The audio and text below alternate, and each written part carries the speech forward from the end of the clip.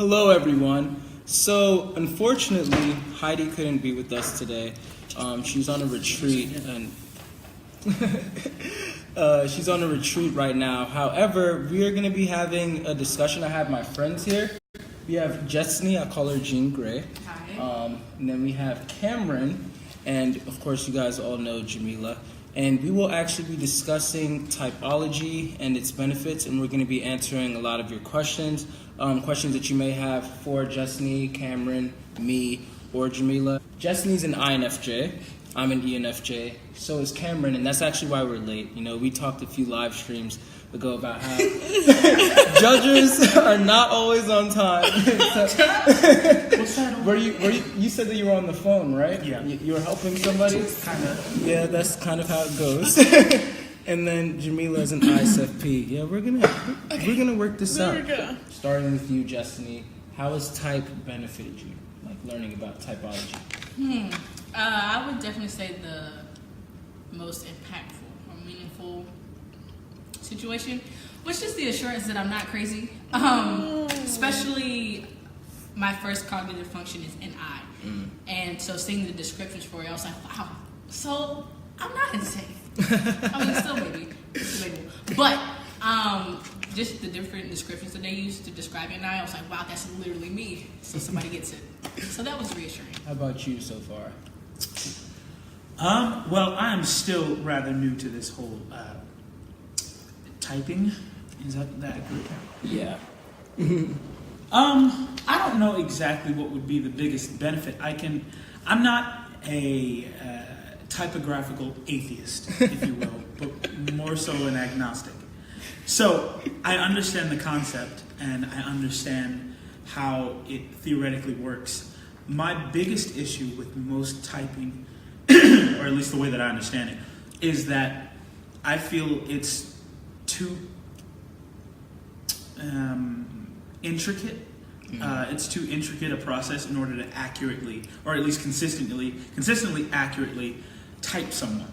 I feel as though a person can act a certain way around certain groups of people, or around certain influences, or certain triggers will cause them to act one way while you're typing them. Whereas if they were in a different circle, or with a different scenario, a different group of friends, whatever it may be, they might act a totally different type of way. So then you end up putting all of these traits and characteristics on a person, which really might not be true. Not always in a negative way necessarily, but just in an inaccurate way.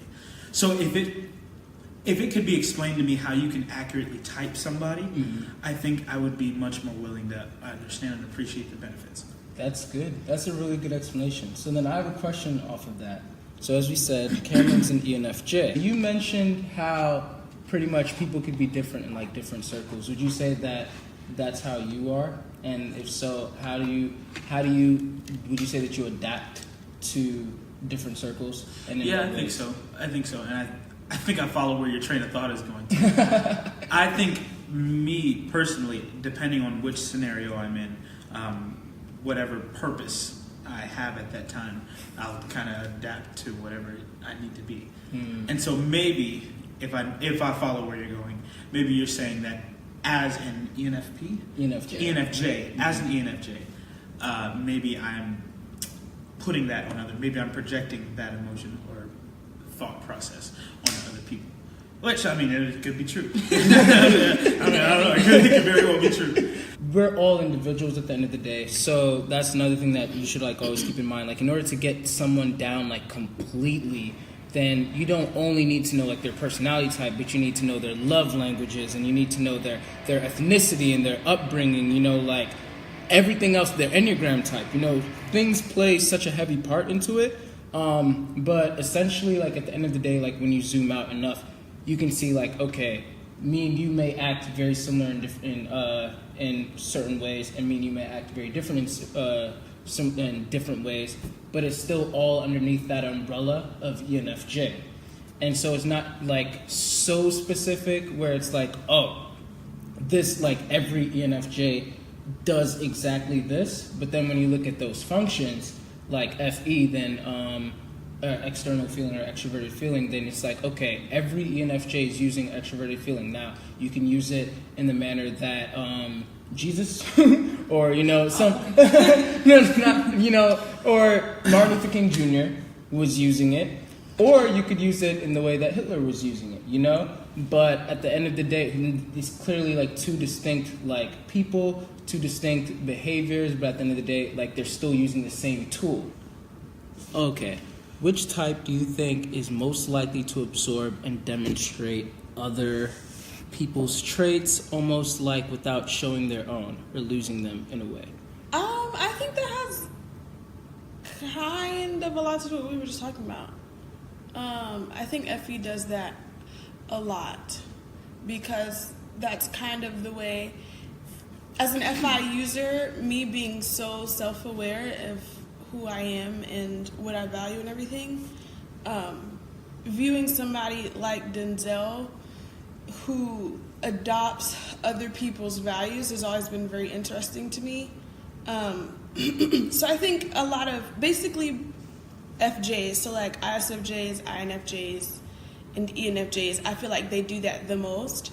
And a lot of times SFJs have the rap for basically being, what's the word, like not knowing who they are. They don't really have an identity because they're so caught up in maybe their experiences and what they've been brought up to believe about themselves or about society that they usually have a hard time finding their own identity apart from, society and what society has placed on them or what they feel they should offer to society based on their own experiences. So, I don't know, that's my answer. I think it's usually FJs, and FJs have extroverted feeling, which is FE. Yeah. So.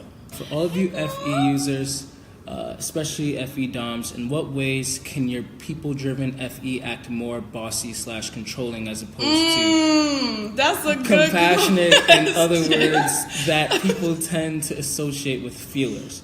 Okay, so look at Cameron's face. I don't know. I don't think I've ever really struggled with being bossy. I don't think most people would ever call me bossy. Maybe that's just me. I'm gonna call myself bossy. But I feel like I'm most comfortable. Like I don't mind being in a leadership role, but I'm most comfortable like assisting somebody else who's in control because I feel like, for me personally, even if I don't agree with what the leader is doing, I'm able to appreciate why they're doing what they're doing it, and so I can be like, okay, for the sake of the team, let's come together and let's make it happen. Like, even if it's not necessarily the way I would do it. But I'm still not quite sure how to type people myself, so I'm not sure if I could even allocate who is my personality type and then, oh my gosh, and then be able to define whether or not, or assess whether or not they were bossy in that situation. So, but I feel like I'm not a bossy person, and I don't think Denzel is a bossy person either. Thank you. I think maybe we can be opinionated. And we can definitely have our own values and understand what it is that we want out of the situation, but to kind of demand that everyone else fall or submit to that, I don't know, man. I don't think either of y'all are bossy. As in either of them two? Right. Oh, wow. Okay. So the question was like, how can the FE's bossiness come out? Yeah. Controlling. Actually, I do see it a lot with ESFJs too, more than with ENFJs. But I think for Denzel, okay, so it comes out two different ways. Denzel, like ENFJs, ESFJs. I think for Denzel, it doesn't come from a place of like anger and I want things to go my way. It comes more of a place of, okay, I know if we do this, then this is going to end up here, and I don't want this for any of us, so I think it's best if y'all just listen to me. But he's not like rude about it. I just know that that's his process of thinking, and sometimes he doesn't even say that. He'll say certain type of things that'll influence the way other people think, so that way they actually end up doing what he wanted to do at the end of the day, but nobody knows that but me. So I think that's kind of how, but like it's not in like a super domineering type of way. It's just, like I said, because he believes that to get the best end result, certain dominoes are going to have to fall, and he knows how to make those dominoes fall. Okay. Puppet master. Okay. Or a cult leader, exactly. Oh God. Yeah, when you put it that way, because what I was going to say was we should define what bossy means. Like when I think of Right. bossy, I think of you need to do this now, and and Yeah. stuff like that. I do think controlling is a more better word. Like you can summon certain types for certain tasks, and you'll be able to effectively know when this will be needed. 4 types in charge in our action style, to whom it comes so naturally and easily, are ENTJ, ESTJ, ENFJ, ESTP. I could actually see that. On the other hand, ESFJ is naturally get things going style, along with ESFP, ENFP, NTP. That's the thing that I was going to say at the beginning. Another thing that I kind of saw that was helpful with type actually is earlier in the group chat we were discussing our ESFP roommate Tay. Our ESFP friend Tay. He's a music producer and songwriter, singer, everything. And they were discussing how he was explaining how he's glad that he's learned about type now, because sometimes he used to get frustrated with how slowly people got into action with stuff. And one of the people that he used to get frustrated with was Jamila, who's ISFP. They're kind of on different spectrums. Jamila will take a really long time to make sure the song's very, very quality. Not that Tay's songs aren't quality at all, but Jamila will take a lot of time to make sure that the song's really quality before she goes to the studio. And then Tay will just be all right, he'll end up in the studio tomorrow after he had that idea yesterday. Literally. And it's cool to we were discussing, they were discussing, I came late, how you should find that balance between the two, and understanding how not everybody's wired the same way that you are. That brings a whole different world to things, because then, for example, just we were talking about with your brother and sister, your brother doesn't dislike her and your sister doesn't dislike him. They just understand we think of the world in pretty much completely different ways. That doesn't make any of us better, once again. So that's another big thing about typology. It really just gives you a tool to be able to look at things from other people's perspective, understand what they're seeing, and then you guys can come to a better compromise. So that's essentially what SPASIGMA is trying to teach. It's trying to teach synergy between companies, and how to even consult with certain personality types. Okay, if you're dealing with a TE Dom, then this is the type of information they want to know during a business transaction, and if you're dealing with an FI Dom, this is what they want to know, things along those lines. So essentially, type just shows the beauty and colors, the different colors of how people may come out. But once again, it's not necessarily to box you in a tight box, because there's so many different types of behavior.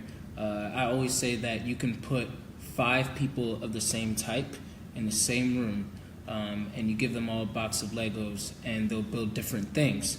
But at the end of the day, you can still look at it and see but they all use Legos.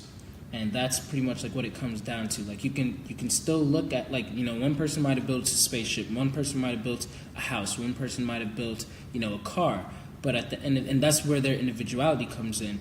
But at the end of the day, you can still say okay, but they're all using Legos. And so when you look at certain people with types, it's okay, you have 5 ESTJs in the same room, and they may behave in different ways, but they're all using TE as a dominant function. It just may be in a different manner. They're all using SI as an auxiliary. They're all using NE as a tertiary, and they're all using FI as an inferior. We want to thank you all for tuning in today, and be sure to continue to leave questions, comments. I'm positive that Cameron's falling asleep. I'll be trying to respond to those. If you have any questions for Cameron, Destiny, Jamila as well, they won't be here next week. Heidi will be back. But we love you, Heidi. Yeah, we love you, Heidi. I hope you're having fun on your retreat with no electronics and everything. But thanks for tuning in again, guys.